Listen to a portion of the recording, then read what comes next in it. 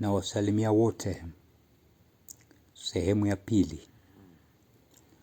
Sababu za kibinafsi na za kitaalamu za kufuata kama njia ya kupata riziki.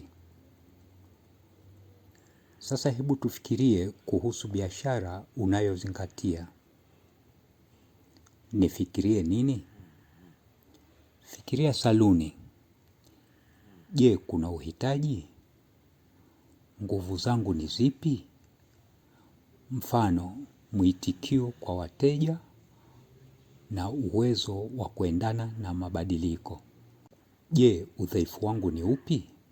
Mfano, ukosefu wa uzoefu na ukosefu wa mtaji. Mshindani ana nguvu zipi?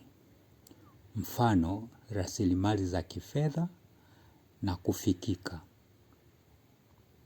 Washindani wana udhaifu gani? Mfano, ukosefu wa mahusiano mazuri na wateja.